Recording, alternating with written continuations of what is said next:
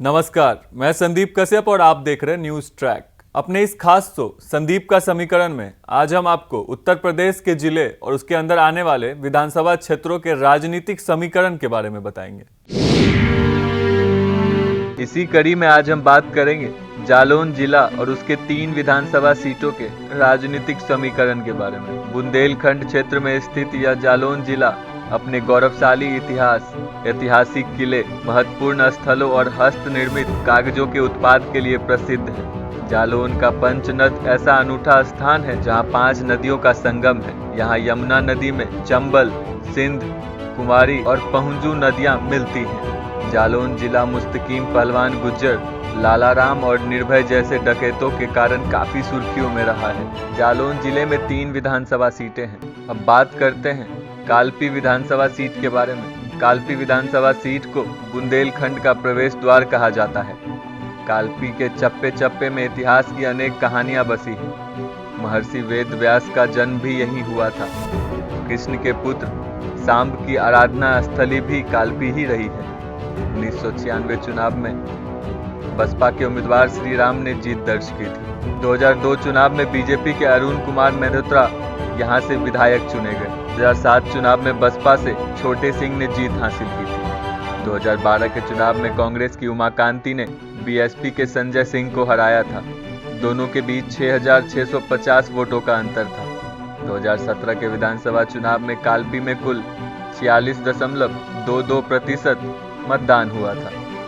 इस चुनाव में बीजेपी से कुंवर नरेंद्र प्रताप सिंह ने बहुजन समाज पार्टी के छोटे सिंह को 51,484 वोटों के अंतर हराकर जीत दर्ज की थी। विधानसभा क्षेत्र में कुल मतदाताओं की संख्या 3,77,546 है, जिसमें पुरुष मतदाता की संख्या 2,23,230 है और महिला मतदाता की संख्या 1,77,500 है।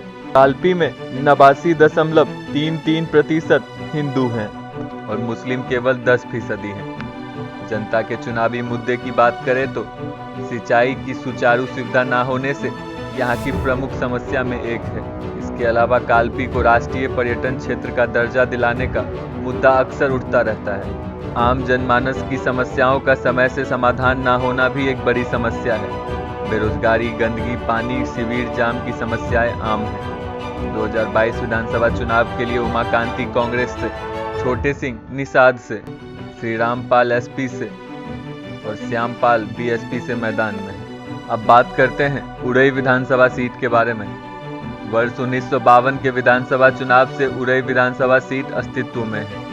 साल 2012 के चुनाव में यह सीट अनुसूचित जाति के लिए आरक्षित हो गई। उरई सीट क्षेत्रफल की दृष्टि से सबसे बड़ी है। उरई कृषि उपज का व्यापारिक केंद्र है। यह जिले का मुख्यालय भी है। इस विधानसभा क्षेत्र में अनुमानों के मुताबिक अनुसूचित जाति के मतदाता की बाहुल्यता है। 1996 चुनाव में बीजेपी के उम्मीदवार बाबूराम ने जीत दर्ज की थी। 2002 के चुनाव में बीजेपी के बाबूराम एमकॉम यहां से विधायक चुने गए। 2007 में कांग्रेस से विनोद चतुर्वेदी ने जीत हासिल की थी। 2012 के विधानसभा चुनाव में एसपी के दयाशंकर ने बीएसपी के सत्येंद्र प्रताप को 7,133 वोटों से हराया था। उरई विधानसभा सीट पर 2017 में कुल 52.98% वोट पड़े थे।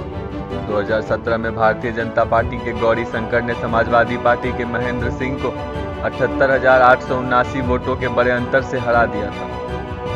इस विधानसभा में कुल मतदाता 4,81,302 हैं। उसमें पुरुष मतदाता की संख्या 2,61,272 है, तो वहीं महिला मतदाता की संख्या 2,20,021 है।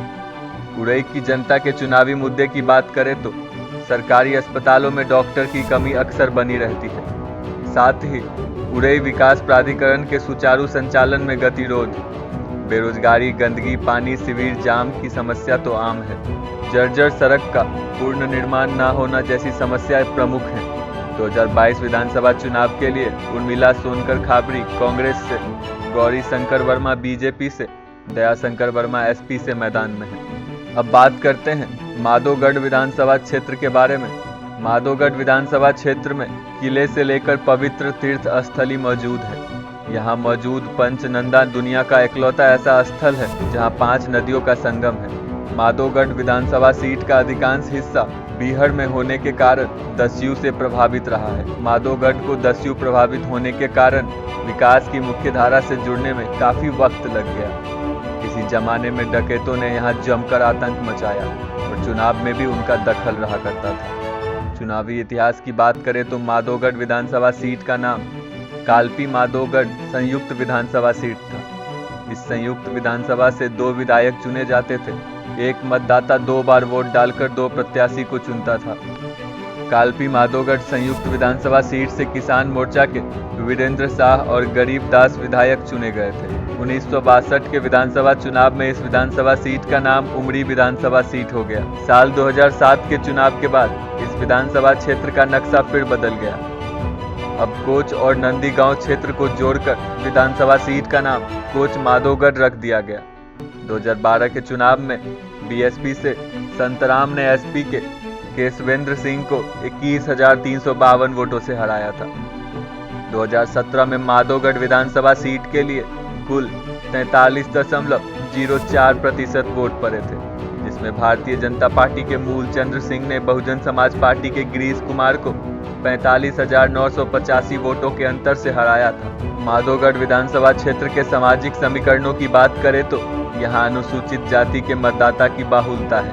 इस क्षेत्र में अनुसूचित जाति के मतदाता सबसे अधिक हैं। इस विधानसभा सीट के चुनाव परिणाम को क्षत्रिय, ब्राह्मण, मुस्लिम और पिछड़ा वर्ग के साथ ही वैश्य मतदाता भी प्रभावित करते हैं। इस विधानसभा में जनता के चुनावी मुद्दे हैं माधोगढ़ के पंचनद में बांध निर्माण, जालौन बांगरा सड़क को राजमार्ग का दर्जा, माधोगढ़ में बंद पड़ी मिनी शुगर मिल की बहाली, नदी पार के गांव को विकास की मुख्य धारा में शामिल करना, अलग थलग महसूस कर रहे कोंच तहसील के वोटरों को अस्वस्थ कराना, रहने वाले राजकीय नलकूपों का नियमित संचालन, विद्युत व्यवस्था में सुधार प्रमुख मसले में से है। 2022 विधानसभा चुनाव के लिए मूलचंद्र निरंजन बीजेपी से और राघवेंद्र प्रताप सिंह सपा से मैदान में है।